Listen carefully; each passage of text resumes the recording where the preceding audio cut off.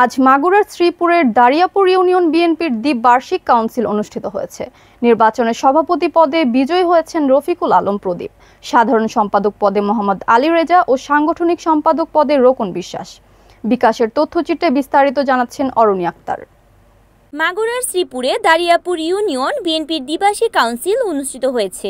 আজ 30 আগস্ট শনিবার উপজেলা চৌগাছি মাধ্যমিক বিদ্যালয়ে সরাসরি ভোটারদের ভোটের মাধ্যমে বেলা 11টা থেকে ভোট গ্রহণ শুরু হয়ে 2টায় শেষ হয়। এ সময় উপস্থিত ছিলেন শ্রীপুর উপজেলা বিএনপির কাউন্সিলের টিম প্রধান ও মাগুরা জেলা বিএনপির যুগ্ম আহ্বায়ক খান হাসান ইমাম সুজা, যুগ্ম আহ্বায়ক আলমগীর হোসেন, জেলা বিএনপির সদস্য মোহাম্মদ আশরাফুল আলম, সাবেক উপজেলা বিএনপির সভাপতি ও সাবেক উপজেলা চেয়ারম্যান বদরুল আলম হিরো, উপজেলা বিএনপির সাবেক সাধারণ সম্পাদক খন্দকার আব্বাস উদ্দিন, মুন্সি রেজাউল করিম সহ উপজেলা ও ইউনিয়ন বিএনপির এবং অঙ্গ সংগঠনের নেতৃবৃন্দ।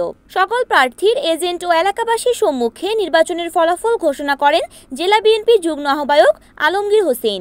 নির্বাচনে সভাপতি পদে রফিকুল আলম প্রদীপ মোটরসাইকেল প্রতীক 246 ভোট পেয়ে বিজয়ী হন।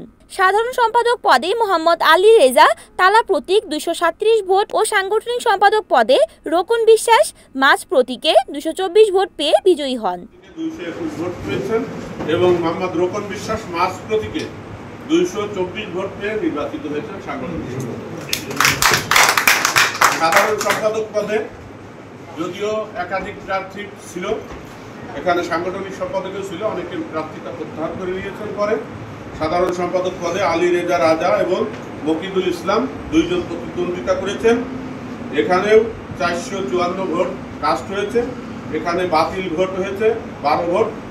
মকিদুল ইসলাম উড়োজাহাজ প্রতীকে 205 ভোট পেয়েছেন এবং মোহাম্মদ আলী রেজা রাজা তালা প্রতীকে 237 ভোট পেয়ে সাধারণ সম্পাদক পদে সভাপতি পদে 2 জন প্রার্থী প্রতিদ্বন্দ্বিতা করেছেন, মোহাম্মদ নওশের আলী মোল্লা এবং রফিকুল আলম প্রদীপ। এখানে 3 ভোট বাতিল হয়েছে। নওশের আলী মোল্লা আনারস প্রতীকে 205 ভোট পেয়েছেন এবং মোহাম্মদ রফিকুল আলম প্রদীপ মোটরসাইকেল প্রতীকে 246 ভোট পেয়ে সভাপতি পদে রিপোর্ট করেছেন মাগুরা প্রতিনিধি বিকাশ বাছার, NAN TV।